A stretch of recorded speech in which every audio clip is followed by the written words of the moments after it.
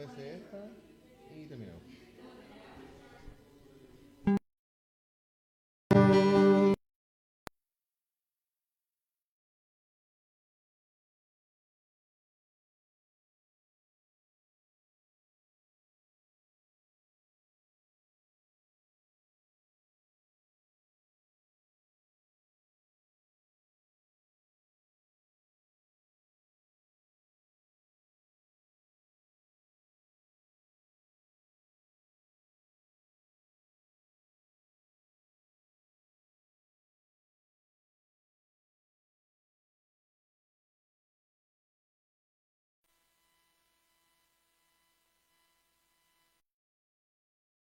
Va a ser un gozo poder predicar la palabra. Así que mis hermanos, vamos a ir al tiro para premiar el tiempo. Vamos al texto que nos toca hoy día, un 10º domingo después de Pentecostés. El sermón que vamos a dar, un sermón expositivo que dice así: Cristo, Señor del reposo y libertador del oprimido. Así que mis hermanos, vamos a Lucas capítulo 13, versículo 10 al 17.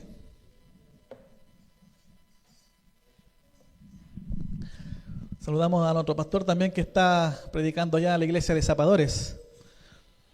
Así que lo bendecimos al pastor que está allá con los hermanos, con nuestros hermanos también. Lucas capítulo 13, versículo 10 al 17.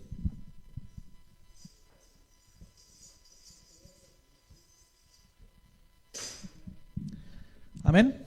Amén, ¿lo hemos encontrado? Amén. Leemos la palabra en el nombre del Señor Jesús. Enseñaba Jesús en una sinagoga en el día de reposo. Y había allí una mujer que desde hace 18 años tenía un espíritu de enfermedad y andaba encorvada y en ninguna manera se podía enderezar. Cuando Jesús la vio, la llamó y le dijo: Mujer, eres libre de tu enfermedad. Y puso las manos sobre ella, y ella se enderezó luego y glorificaba a Dios. Pero el principal de la sinagoga, enojado de que Jesús hubiese sanado en el día de reposo, dijo a la gente: 6 días hay en que se debe trabajar. En estos puedes venir y ser sanados, y no en día de reposo. Entonces el Señor le respondió y dijo: Hipócrita, cada uno de vosotros no desata en el día de reposo su buey o su asno del pesebre y lo lleva a beber. Y esta hija de Abraham, que Satanás había atado 18 años, ¿no se le debía desatar de esta ligadura en el día de reposo?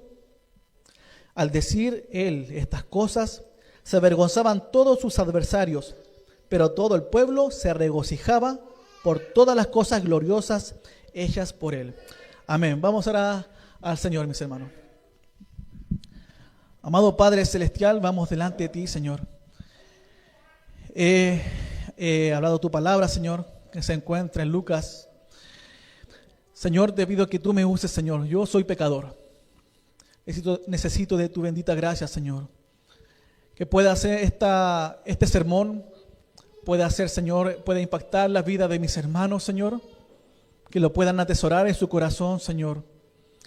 Que este mensaje, Señor, sea de bendición para nuestras vidas, para sus vidas, Señor. Bendice a tu pueblo, Señor. Que esté atento, Señor. Que quites toda distracción hoy día. Y que podamos, Señor, escuchar de tu bendita palabra. Porque tú estás aquí, Señor amado. Tú estás aquí para hablar, Señor, a nosotros, Señor. Ese bendito evangelio, ese bendito mensaje que necesitamos, Señor, para ser reconfortados, para ser edificados, Señor. Y para entender, Señor, en este mensaje en que tú eres, Señor Padre, nuestro Señor del reposo y libertador, Señor, del oprimido, del necesitado, Señor. Así que te alabamos, te bendecimos y pedimos esta oración en el nombre de Jesús. Amén y amén. Amén, mis hermanos. Gracias. Mis hermanos, el pasaje que encontramos aquí es el encuentro como introducción de una mujer encorvada, ¿cierto? Está encorvada por 18 años, por causa de un espíritu de enfermedad, y dice el texto en el texto lucano. Eso era, ¿qué día? Día de reposo, ¿cierto? Y el maestro la sana, generando controversia entre los líderes religiosos. Ellos se enojaron, pero mostrando que el propósito del sábado es la liberación y restauración, no la esclavitud a la regla que imponían aquellos religiosos o fariseos. Así que imaginémonos una persona que tiene su mochila llena de piedras, de rocas, durante muchos años. Su caminar es lento, su espalda se curva, su mirada está siempre abajo. Y así era la vida de esta mujer, para que lo podamos poner en retrospectiva. Pero Jesús, con una sola palabra, con solo una palabra, le devolvió la dignidad a esta mujer. Y ella pudo mirar al cielo. Así que en este día, mis hermanos, vamos a ver cómo Cristo sigue endereciendo nuestras vidas, libertando ataduras y mostrándonos la verdadera esencia del reino de Dios. Así que vamos a predicar este sermón con 3 puntos, como siempre lo hace nuestro pastor y nosotros. Es 3 puntos. Y el primer punto, para aquellos que notan, se llama la miseria de la mujer encorvada, que se encuentra en el versículo 10 al 11. Versículo 10 al 11. Vamos a leerlo de nuevo. Enseñaba Jesús en una sinagoga en el día de reposo. Y había allí una mujer que desde hace 18 años que tenía un espíritu de enfermedad y andaba encorvada y en ninguna manera se podía enderezar. Así que, mis hermanos, aquí tenemos una mujer con un espíritu de enfermedad, 18 años, como ya habíamos comentado, y en griego, encorvada, en griego se llama sukupto, que significa doblarse hacia abajo sin poder levantarse, ¿cierto? Estaba inclinada mirando hacia abajo. En este texto no sabemos quién era esa mujer, no lo dice el texto. Aunque Jesús dijo que era una hija de Abraham, ahí nos llama la atención que le dice hija de Abraham. Por lo tanto, nos inclinamos a que era una verdadera creyente. Pero su historia, su nombre, no lo sabemos. Lo único que sabemos es que cuando Jesús estaba enseñando en una de las sinagogas en sábado, ella se hallaba presente. Ella estaba allí, en el día de reposo, en la sinagoga, congregándose. Y a pesar de su condición, a pesar de que ella estaba encorvada, a pesar de que ella miraba hacia abajo, yo creo que ni siquiera podía mirar el cielo, ni siquiera podía mirar a aquel que hablaba el mensaje. Ella estaba ahí. ¿No le parece llamativo a esta mujer que vemos en este texto? Una mujer encorvada, que ni siquiera podía mirar al cielo, pero sí podía escuchar la palabra. Yo creo, mis hermanos, que para ella lo más importante era la palabra, el mensaje y estar en ese día de reposo. En donde el pueblo se congregaba. Ahí le gustaba estar ella. Pero ella nunca, mis hermanos, se imaginó que en ese lugar iba a estar Dios mismo. Ella nunca se imaginó que la opresión que tuvo por largos años a causa de esa enfermedad iba a ser liberada por Dios mismo. Dios mismo estaba en la sinagoga. Jesucristo, el Señor. Y ella estaba ahí presente. Ahora, mis hermanos, eso no puede llenar de vergüenza a nosotros que a lo mejor que estamos sanos, algunos estamos sanos, personas de buena salud, y por a lo mejor un insignificante, a lo mejor resfriado, no concurrimos a la casa del Señor. Y yo me incluyo también. ¿A cuánto les pasa que a lo mejor la sociedad, o ocupando el día para divertirse a lo mejor en este día, en vez de santificarlo al Señor, o incluso algunos miran con desprecio a los que santifican este día, el día del Señor, el día de reposo? ¿Cuántos días nos da el Señor? 6 días, ¿cierto? 6 días trabajarás y un día lo santificarás. Pero cómo algunos muestran desprecio o fanatismo o en exceso esas palabras. O aquellos que a lo mejor de nosotros que a lo mejor estamos mirando la hora para que pronto termine el culto y poder hacer nuestros quehaceres, nuestros afanes, o mirar la serie favorita de Netflix. Ayúdanos, Señor. Pero ¿cuántos son como David, que pensaba y decía: yo me alegraré con los que me decía la casa de Jehová, iremos? ¿Se alegra mi hermano de estar en la casa del Señor hoy día? Yo me alegro. Y es verdad, a veces hay días malos que nosotros podemos tener, pero solamente mira esa mujer. Siempre a mí me llamó la atención cuando leía el texto de esa mujer encorvada, que tiene un espíritu de enfermedad, pero ahí vamos a ver más adelante qué significa el espíritu de enfermedad. Pero ella estaba en esa condición, pero ella estaba congregándose en ese día de reposo, en la sinagoga. Veamos, mis hermanos, entonces, qué significa, porque también me llamó la atención, espíritu de enfermedad. ¿Qué es ese espíritu de enfermedad? ¿Qué significa en griego? Significa neuma esteneias, que significa un poder espiritual que causa debilidad. No era solamente un problema físico, mis hermanos, que ella tenía, la mujer encorvada, sino que también era algo espiritual. En el texto lucano puede ser entendido como una fuerza demoníaca específica que produce debilidad.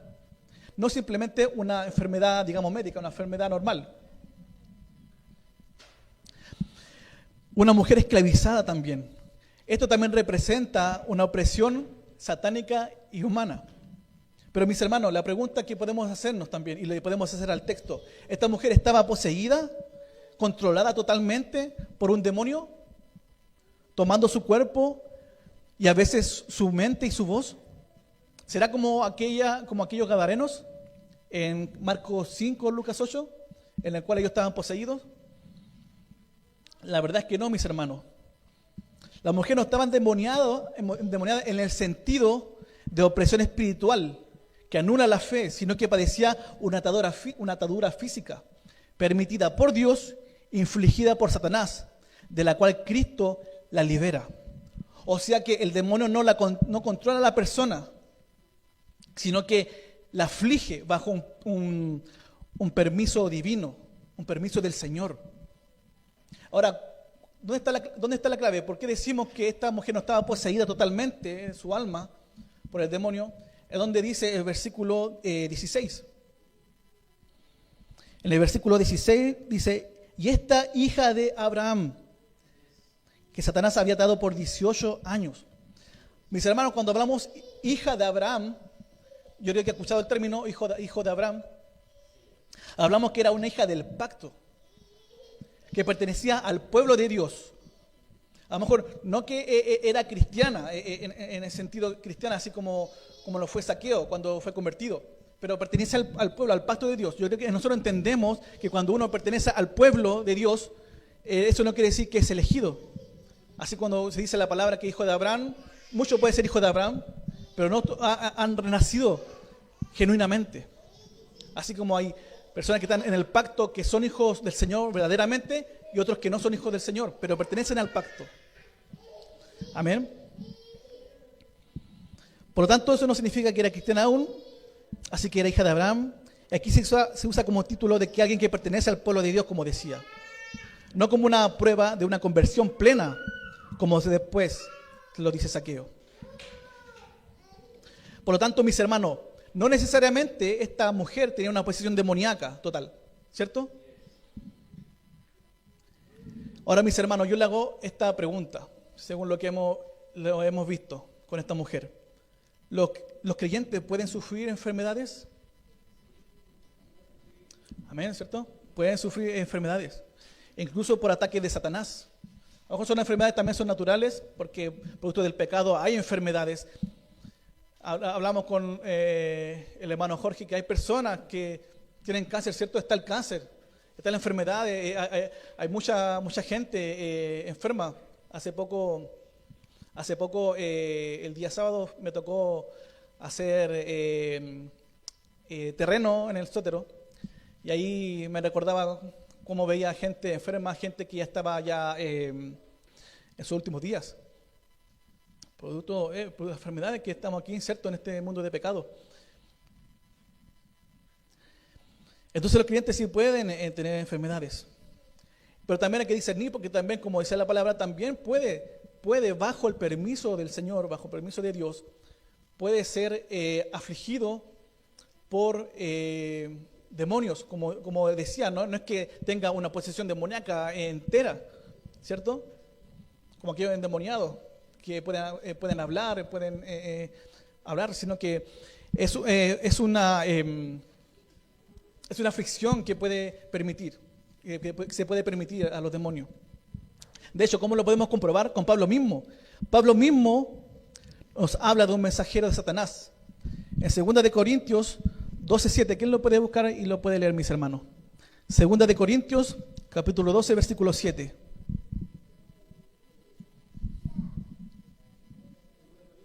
Segunda de Corintios, capítulo 12, versículo 7. Mi hermano, léalo. Para que la grandeza de las revelaciones no me exaltase desmedidamente, me fue dado un aguijón en mi carne, un mensajero de Satanás que me abofetee, para que no me enaltezca sobremanera. Amén. ¿Pablo estaba endemoniado? No estaba endemoniado. Pero sí decía de que había un mensajero de Satanás que lo abofeteaba. Eso que era un apóstol fiel, el apóstol Pablo. Un creyente puede sufrir opresión, enfermedad o ataque de Satanás, pero sigue siendo hijo de Dios en el pacto de gracia. Luis Berkhoff dice que Satanás puede infligir enfermedades o sufrimiento físico, pero sin poseer el alma del creyente, como habíamos dicho. Cristo muestra que la identidad del pacto, hija de Abraham, garantiza que Dios no abandona a los suyos, sino que los libera a su tiempo.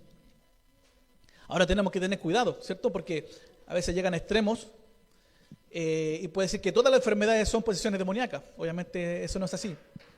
Pero sí en ocasiones puede haber, mis hermanos. Puede haber.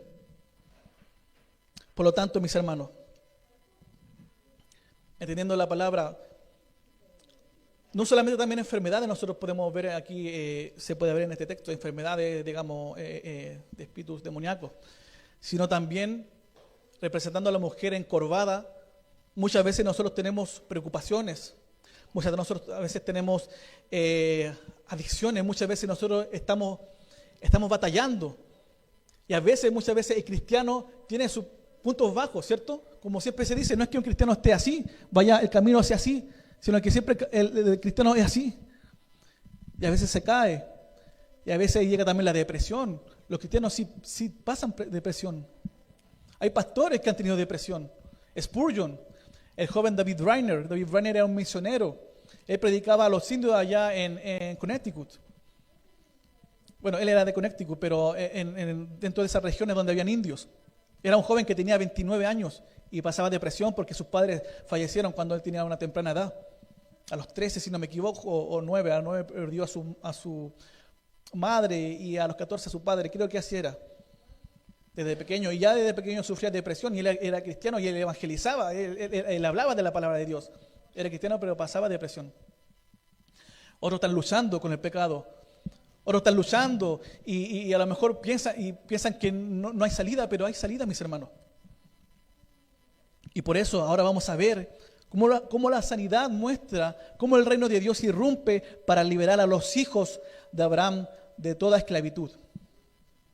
No solamente, como decíamos, enfermedades demoníacas, sino también podemos verlo como ya lo hemos dicho.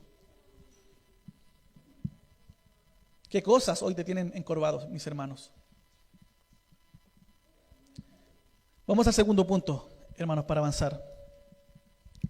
El poder de la palabra de Cristo, que se encuentra en el versículo 12 al 13. Dice así: cuando Jesús la vio, la llamó y le dijo: mujer, eres libre de tu enfermedad. Y puso la mano sobre ella y ella se enderezó luego y glorificaba a Dios. Aquí, mis hermanos, no pide sanación. El que toma la iniciativa es el Señor. El Señor se mueve a misericordia. El Señor Está hablando del Evangelio en la sinagoga. Y nosotros vemos la otra cara del Evangelio. El Evangelio de la misericordia, que no solamente el de hablar el mensaje, de predicar el Evangelio, así como ahora lo estoy haciendo, así como hace el pastor o lo hemos hecho nosotros, sino que también va en la acción, en mostrar la caridad y la misericordia al oprimido, aquel que está acongojado, el que tiene problemas. Él la llama mujer, eres libre de tu enfermedad. Solamente imagínense ese momento, mis hermanos, donde está la mujer durante 18 años y el Señor le dice, eres libre. Eres libre. No hubo ritual, solo la palabra y el toque del maestro. Yo creo que a lo mejor cada uno de nosotros hemos experimentado esa libertad que nos ha dado el Señor. Libre, ¿qué significa en griego? Apolo, soltar, desatar, dejar en libertad. Y no solo sanidad física, sino también una restauración total. Mis hermanos, lo único que puedo decirles, que lo único que puede liberarte de la opresión de Satanás es Cristo. Solamente Cristo. La mujer estaba encorvada y no podía enderezarse por ella misma. Mi hermano, esto no significa que es con tu fuerza, tú no puedes enderezarte. El hombre en sí mismo no puede enderezarse. El único que lo puede hacer es Cristo, en el cual puede enderezarte y que tú puedas mirar al cielo y puedas mirar al Señor. Ahora, mis hermanos, yo les digo, el Señor no va a sanar a todos. Muchos piensan que Dios, si tú le pides, va a sanarte, pero no es así. No como aquellos curanderos, milagreros que andan en la iglesia llena de gente y dice, aquí está en noche de milagros, aquí el Señor te va a sanar. Y si no te sana porque no tienes fe, no, mis hermanos, no es así. A veces el Señor no te va a sanar en el tema físicamente. No te va a sanar físicamente, a lo mejor tendrás esa enfermedad por un propósito, por la soberanía de Dios, pero no he visto un hombre más libre, así voy a poner como ejemplo al pastor Cristian, que tiene la mitad de su cuerpo inmóvil, pero no he visto un hombre más libre que glorifica al Señor, porque la libertad está en poder, en Cristo, voluntariamente poder glorificar al Señor. El Catecismo Menor de Westminster, el fin principal del hombre es glorificar al Señor y gozar de Él para siempre. Esa es la verdadera libertad. Pero hay aquella libertad que muchos no tienen esa libertad. A lo mejor pueden andar con su cuerpo entero, su cuerpo sano, lleno de éxito, pero esclavo del pecado y muerto espiritualmente. Obviamente es una alegría si el Señor te sana, y el Señor sigue haciendo, el Señor es un Dios de milagros, y si te va a sanar, te va a sanar. Para Él nada es imposible, pero lo más importante, mis hermanos, es tu alma. Es tu alma. Es tu alma, mis hermanos.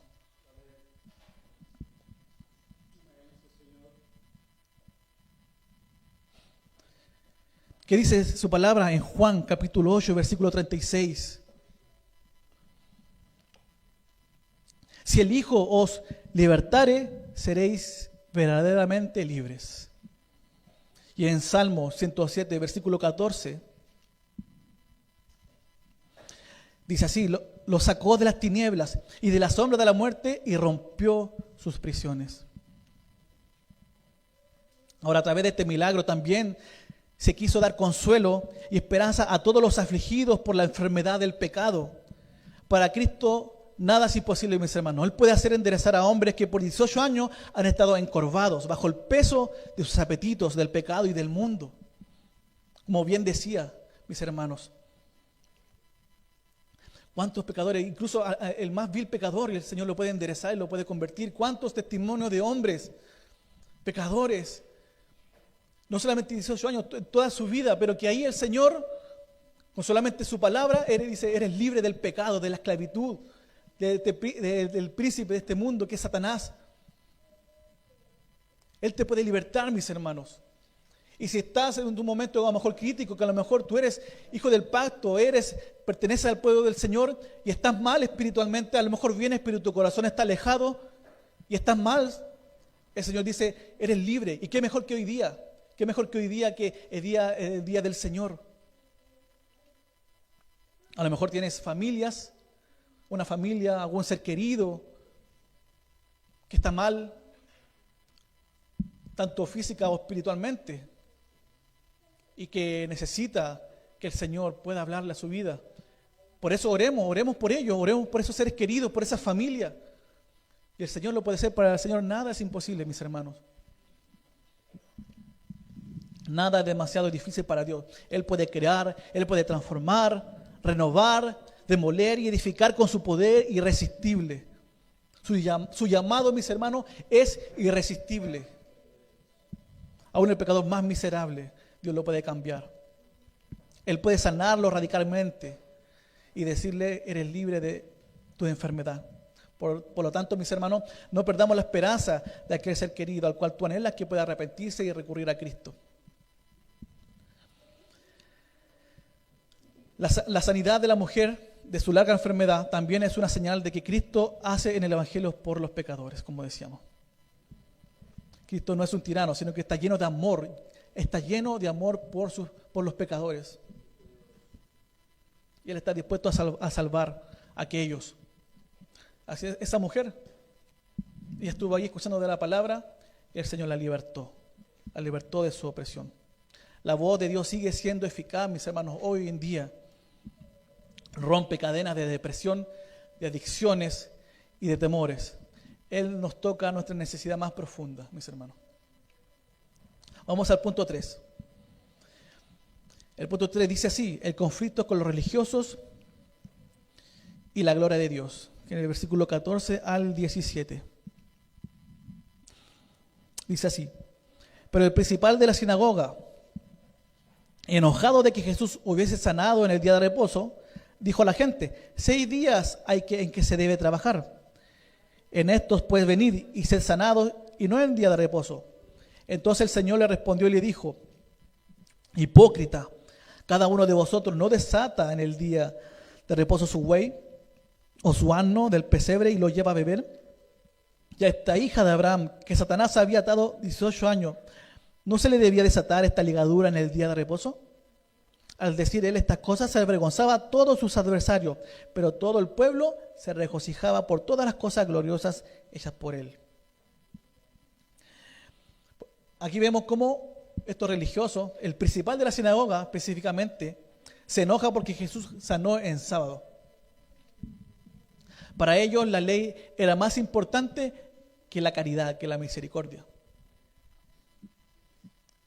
Vemos en estos últimos versículos cómo Jesús reitera y defiende la recta observancia del sábado. Hay muchas restricciones que tenían los fariseos. Muchas restricciones, la verdad que son muchas, y si se las daría, nos tardaríamos.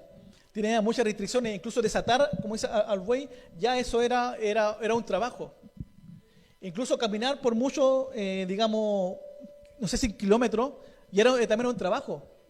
Entonces los fariseos tenían muchas restricciones, opresiones para ese día. Pero vamos a ver que esa no era la verdadera observancia del día sábado.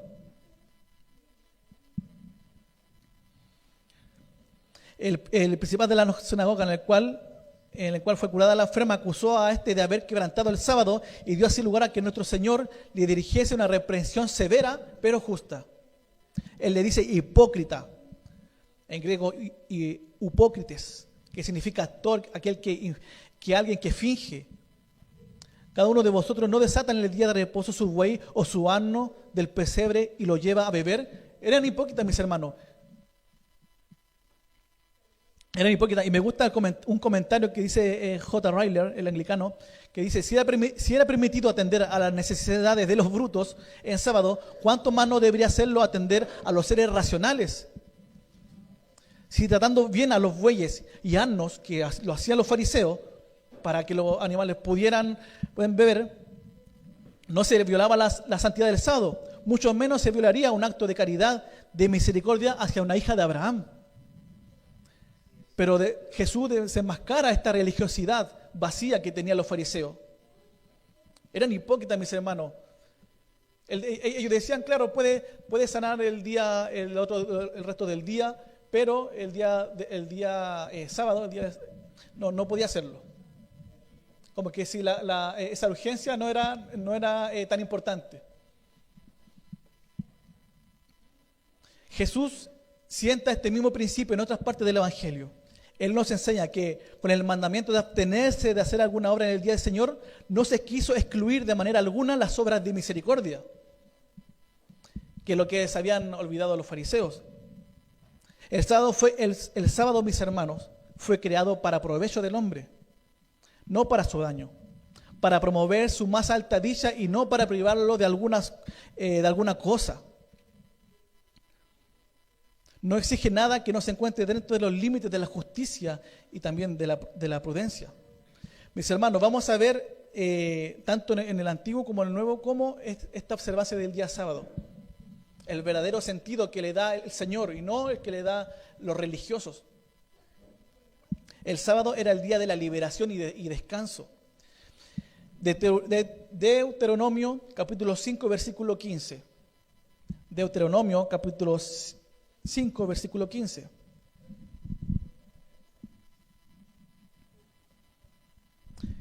Dice así: acuérdate que fuiste siervo en tierra de Egipto y que Jehová Dios te sacó de allá con mano fuerte y brazo extendido, por lo cual Jehová tu Dios te ha mandado que guardes el día del Señor. Aquí, en este texto, ¿qué está hablando? De la liberación del pueblo de Dios, ¿cierto? De Egipto. Que Dios los sacó. Dios los liberó. Así como lo liberó a la mujer. Ese día era el día de liberación, no de opresión. También me gusta el libro de Isaías, capítulo 58. Isaías, capítulo 58.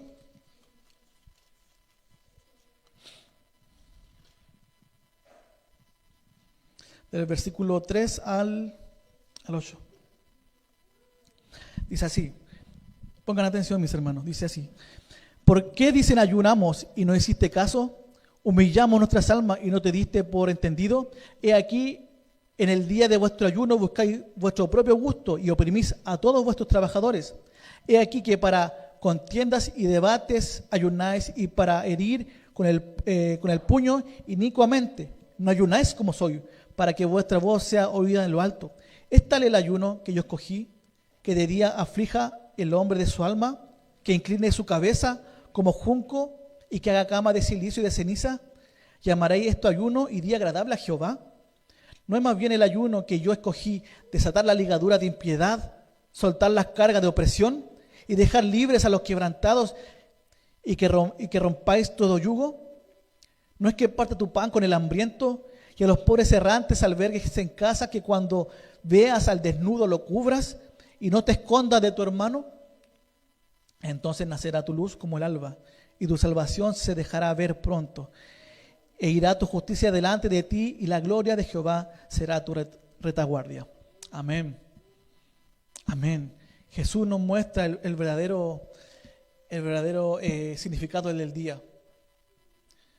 De poder tener misericordia a aquel que lo necesita, caridad, amor y compasión, no oprimiendo a los hombres, sobre todo aquellos que pertenecen al pueblo del Señor. Y este día es el día del Señor. ¿Por qué?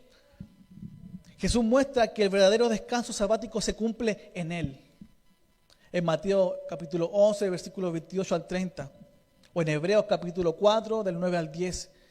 Cristo como el Señor del sábado. En Él se cumple, mis hermanos.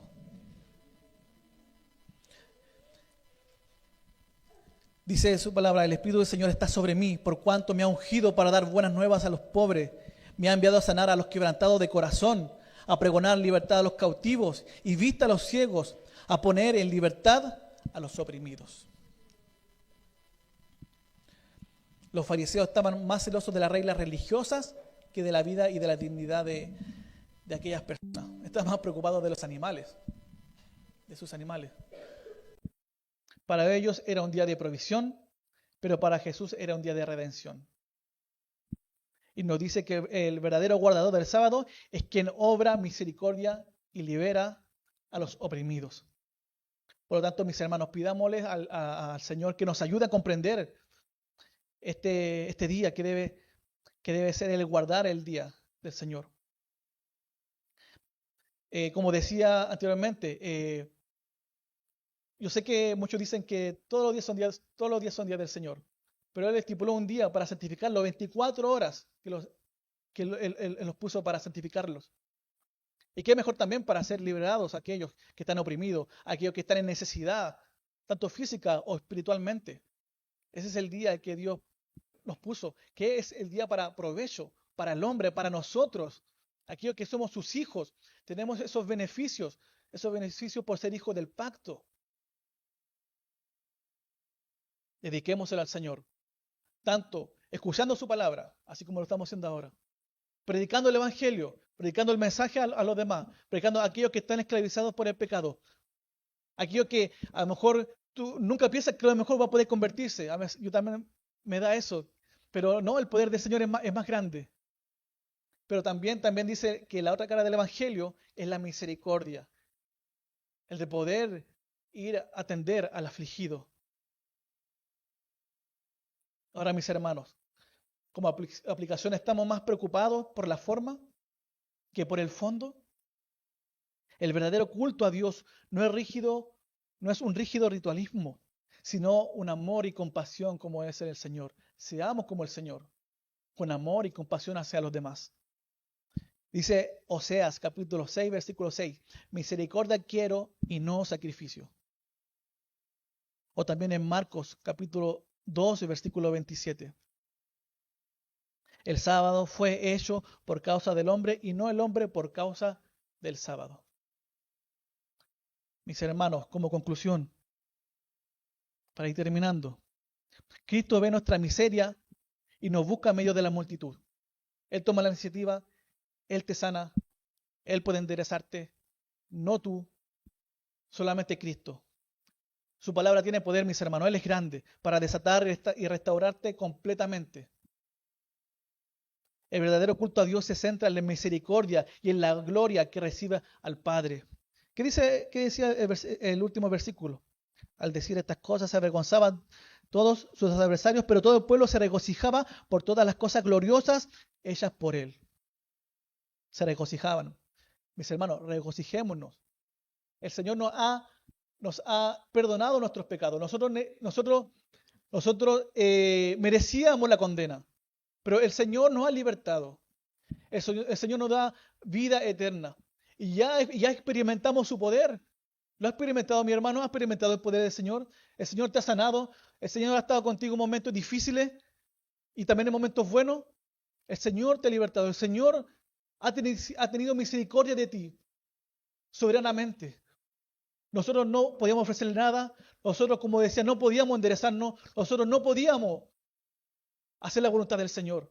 El Señor va hacia nuestro corazón y lo convierte de un corazón duro, de un corazón de piedra, y lo convierte en un corazón de carne, un corazón que ame al Señor. Y como decía, ser libres para poder alabarle, porque hay gente que no es libre y no puede alabar. Es lo que nosotros debemos poder entender, poder comprender cómo esa gente está esclavizada como nosotros antes estábamos esclavizados. Que no perdamos ese primer amor de poder ir hacia los necesitados, de poder ir a esa familia, de poder ir a ese ser querido. Así que, mis hermanos, pongamos en esto en obra. Y el llamado final dice así: hay áreas en tu vida en las que estás encorvado. Hoy Jesús quiere enderezarte, romper cadenas y devolverte la libertad. Oremos al Señor, mis hermanos. Amado Padre Celestial, vamos delante de ti, Señor. Oh, cuán hermoso eres, Señor. Bendita es tu palabra, Señor, que nos alimenta, que nos edifica, Señor, y que nos hace entender que tú, Señor, eres el que nos libertó, Señor, de esa esclavitud, Señor, que estábamos. En el cual tú eres el libertador del oprimido también. Cuán grande y cuán misericordioso eres, Señor. Si no fuera por su misericordia, Señor, aún tú nos podías fulminar porque es su justicia. Pero a pesar de esa justicia, Señor, que tú tienes, también eres un Dios misericordioso. Hemos visto cómo, Señor, tú en este texto, Señor, liberaste a esa mujer, Señor, que estaba, Señor, por un espíritu de enfermedad, Señor. pero tú la libertaste, la enderezaste, Señor. Y ella testificaba, también decía la palabra, que nosotros también te glorifiquemos, Señor, que no nos olvidemos, Señor, del bendito evangelio, Señor, porque muchas veces somos olvidadizos, muchas veces tenemos amnesia y nos olvidamos al amanecer de poder engrandecerte, alabarte, Señor. Y cómo no, también, Señor, que nos pongas ese deseo de poder también compartir ese evangelio a los demás, a aquellos que están esclavizados, a aquellos que están oprimidos, Señor. Que no le pongamos reglas, Señor Padre, opresión, Señor, también, Señor, a ritualismo, Señor, sino que podamos tener esa misericordia. Señor, bendice a tu pueblo, bendice a la iglesia, Señor, local, Señor. Iglesia de Reformada de Puente Alto, mis hermanos, a cada uno de ellos, Señor, para que tú le des fortaleza y los bendiga y que ese mensaje, Señor, pueda calar en sus corazones y pueda ponerse en obra. Señor, te alabamos, te bendecimos y pedimos esta oración en el nombre de nuestro Señor Jesucristo. Amén y amén. Amén, mis hermanos. Gracias.